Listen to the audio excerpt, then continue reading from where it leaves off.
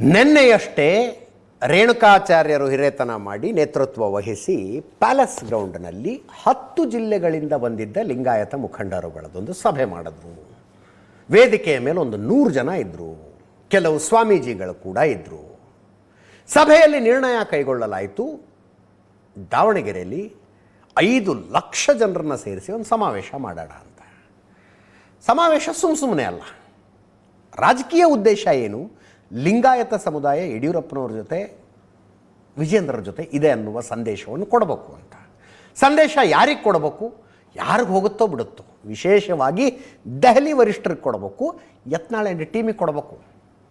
Yatnal and ಟೀಮ್ನವರು ಬೇರೆ ಬೇರೆ ಜಿಲ್ಲೆಗಳಿಂದ ಒಂದು 40 ಜನ ಲಿಂಗಾಯತ ಮುಖಂಡರನ್ನು ಕರೆಸಿ ಒಂದು ಲಂಚ್ ಮೀಟಿಂಗ್ ಮಾಡಿದ್ದಕ್ಕೆ ಅಷ್ಟು ಸುದ್ದಿ ಆಗುತ್ತೆ ಅನ್ನೋದಾದರೆ ನಾವೆಂಥ ಸಂದೇಶ ಕೊಡಬೇಕು ಅಂತ ತೀರ್ಮಾನ ಮಾಡಿದ್ರು ಅವರು. ನಾವೆಂಥ ಸಂದೇಶ ಕೊಡಬೇಕು ಅಂತ. ಅಲ್ಲಿ ರೇಣುಕಾಚಾರ್ಯರ ಬಾಯಲ್ಲಿ ನಾಯಿನರಿ ಅನ್ನೋ ಮಾತು, ಯತ್ನಾಳರ ಬಾಯಲ್ಲಿ ಅದಕ್ಕೆ ಪ್ರತಿಕ್ರಿಯೆಯಾಗಿ ಹಂದಿ ಅನ್ನೋ ಮಾತು ಎಲ್ಲ ಬಂದು ಹೋಗ್ಬಿಡ್ತು. ಎಲ್ಲ ಬಂದು ಹೋಯ್ತು. ಅದರ ಮುಂದುವರಿದ ಭಾಗ ಫಸ್ಟ್ ಇದನ್ನು ಕೇಳಿಸ್ಕೊಳ್ಳಿ.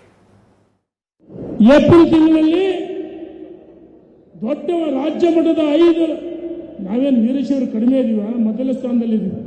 5 ಲಕ್ಷ ಜನ ಸೇರಿ ದಾವಣಗೆರೆಯಲ್ಲಿ ಸಮಾವೇಶ ಮಾಡಬಹುದಾ? ವಿಜೇಂದ್ರ ಮುಖವಾಣಿ ಅವ್ರ ಕಾರ್ಯಕ್ರಮ ಮಾಡ್ತಾರೆ. ಯಡಿಯೂರಪ್ಪನವರು ವಿಜೇಂದ್ರ ಮಾಡಬಾರದು, ಪಕ್ಷಕ್ಕೆ ಮುಜೂರಾಗುತ್ತೆ ಅಂತ ಹೇಳಿದ್ರು. ಯಡಿಯೂರಪ್ಪನವರಿಂದ ವಿಜೇಂದ್ರ 10 ರೂಪಾಯಿ ನಾವು ಯಾರು ಕೇಳಲ್ಲ. ದಾವಣಗೆರೆ 16 ಕೋಟಿ ಬೇಕಾದ ದಾವಣಗೆರೆ ಸಮಾವೇಶಕ್ಕೆ ಯಡಿಯೂರಪ್ಪನವರು ಪಾಪ ಈ ಸಮಾಜಕ್ಕೋಸ್ಕರ ಕೊಡುಗೆ ಕೊಟ್ಟಂತ ಮನುಷ್ಯನಿಗೆ ಕೆಲವರು ಅಪಮಾನ ಮಾಡ್ತಾರೆ. ನಾಯಿ ನರಿಗಳೆಲ್ಲ ಮಾತಾಡ್ತವೆ, ನಾಯಿ ನರಿಗಳು. ಕೆಲವೊಂದು ಸ್ವಾಮಿಗಳು ಪೇಮೆಂಟ್ ಸ್ವಾಮಿಗಳು ಇರ್ತಾರೆ, ಹೋಗ್ತಾರೆ.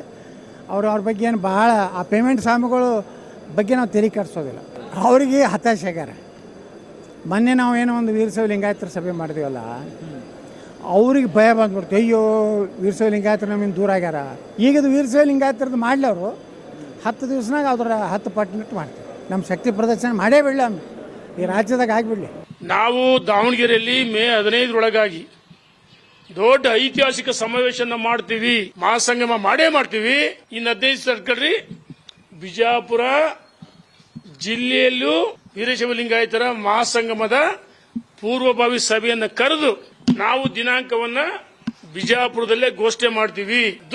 ವೀರಶೈವ ಲಿಂಗಾಯತರಿಗೆ ವೀರೇಂದ್ರ ಪಾಟೀಲ್ರ ನಂತರ, JH ಪಟೇಲ್ರ ನಂತರ, ನಿಜಲಿಂಗಪ್ಪನವ್ರ ನಂತರ ಒಂದು ವ್ಯಾಕ್ಯೂಮ್ ಇತ್ತು. ಯಾರಾದರೂ ಒಬ್ರು ಆಗಲ್ಲಪ್ಪ ಅಂಥೇಳಿ ಯಡಿಯೂರಪ್ಪನ ಅನಿವಾರ್ಯವಾಗಿ ನಮ್ಮ ಸಮಾಜ ಒಪ್ಕೊಂಡಿತ್ತು. ವೀರಶೈವ ಲಿಂಗಾಯತ ಅನ್ನುವಂಥ ಕಾರ್ಡನ್ನೇ ಬ್ಲ್ಯಾಕ್ ಮೇಲ್ ಮಾಡ್ಕೊತ ಬಂದಿದೆ ಯಡಿಯೂರಪ್ಪ. ಈಗ ಆ ಮಗುಗೂ ಅದನ್ನು ಕಾರ್ಡ್ ಹಾಕ್ಬೇಕತ್ತಾನ. ಆ ಕಾರ್ಡು ಇದು ಆಗೈತಿ, ಎಕ್ಸ್ಪೈರ್ ಆಗೈತಿ. ಆ ಎಕ್ಸ್ಪೈರ್ಡ್ ಕಾರ್ಡ್ ನಡೆಯೋದಿಲ್ಲ.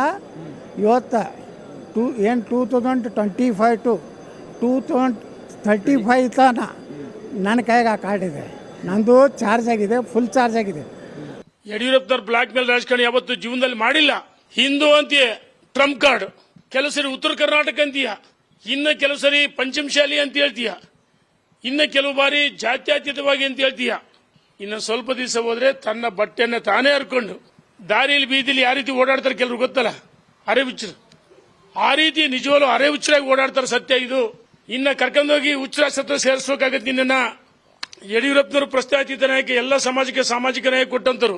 ನಿನ್ನೆ ಕೂತವ್ರಲ್ಲಿ ದೊಡ್ಡ ಲೀಡರ್ ಇದ್ರಿ ಏನ್ರಿ? ಆ ಸ್ವಾಮಿಗಳು ಯಾರು ಎಲ್ಲ ರೆಡಿಮೇಡ್ ಹಾಕೊಂಡು ಬಂದು ಕೂತಿದ್ರೆ. ಯತ್ನಾಳ್ ರೇಣುಕಾಚಾರ್ಯರಿಗೆ ಟಾಂಟ್ ಕೊಡುವಾಗ, ಅರೆ ಯಡಿಯೂರಪ್ಪನ ಇಳಿಸ್ಬೇಕು ಅಂತ ಗೋವಾಗೆ ಹೋಗಿ ಕೂತ್ಕೊಂಡಿದ್ರಿ, ಹೈದರಾಬಾದಿಗೆ ಹೋಗಿದ್ರಿ ಅಂದರು. ಇತಿಹಾಸದ ಸತ್ಯ ಅದು. ಯಡಿಯೂರಪ್ಪನವರು ಮುಖ್ಯಮಂತ್ರಿ ಆಗಿದ್ದಾಗ ರೇಣುಕಾಚಾರ್ಯ ಆ್ಯಂಡ್ ಟೀಮ್ ಯಡಿಯೂರಪ್ಪನವ್ರ ವಿರುದ್ಧ ಬಂಡಾಯ ಎದ್ದಿತ್ತು. I still remember that sentence also. ಯಡಿಯೂರಪ್ಪನವರು ಒಬ್ಬ ಕಂಸ ಅಂದಿದ್ರು. ಯಾರು? ರೇಣುಕಾಚಾರ್ಯರು. ನೀವು ಹೋಗಿದ್ರಲ್ಲಪ್ಪ ಅಪ್ಪ ಮಕ್ಕಳನ್ನ ಕೆಳಗಿಳಿಸ್ತೀನಿ ಅಂತ, ಗೋವಾಗೆ ಹೋಗಿ ಕೂತ್ಕೊಂಡಿದ್ರಲ್ಲ ಅಂತ. ಅದಕ್ಕೆ ತಪ್ಪು ಮಾಡಿದ್ದೆ ಅವಾಗ.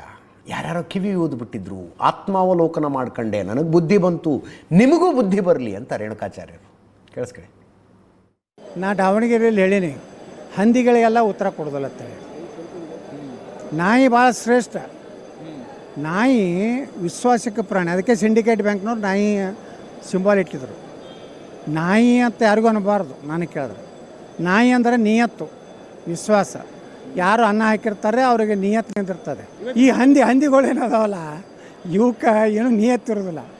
ಯಡಿಯೂರಪ್ಪನ ಅವನ ಕುಟುಂಬದ ಎಲ್ಲ ಬಣ್ಣ ಬಯಲು ಮಾಡ್ತೀನಿ ಅಂದ ಹಂದಿ ಇವತ್ತು ಯಡಿಯೂರಪ್ಪನ ಪರವಾಗಿ ಮಾತಾಡ್ತಾ ಇದ್ದೆ. ಅದಕ್ಕೇನು ಮಾತಾಡೋಕ್ಕಾಗ್ತದೆ? ಗೋವಾಕ್ಕೆ ಹೋದವ್ರು ಯಾರು? ಹೈದರಾಬಾದ್ಗೆ ಹೋದವ್ರು ಯಾರು? ಯಡಿಯೂರಪ್ಪನ ಇಳಿಸ್ಲಾಕ ಗೋವಾಕ್ಕೆ ಹೋದವ್ರು ಯಾರು?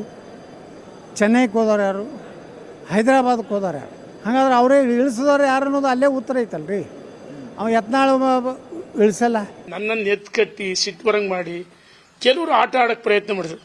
ನಾನು ಮಾಡಿದಂಥ ತಪ್ಪನ್ನು ನನ್ನ ವ್ಯಕ್ತಿತ್ವದಲ್ಲಿ ಪರಿವರ್ತನೆ ಮಾಡಿಕೊಂಡು ಆತ್ಮಲೋಕನ ಹೇಳ್ತಾರಲ್ಲ, ಆತ್ಮಲೋಕನ ಮಾಡಿಕೊಂಡು ನಾನು ಯಡಿಯೂರಪ್ಪನವರಿಗೆ ದ್ರೋಹ ಮಾಡಿದ್ರೆ ತಪ್ಪಾಗುತ್ತೆ ಅಂತ ಹೇಳಿ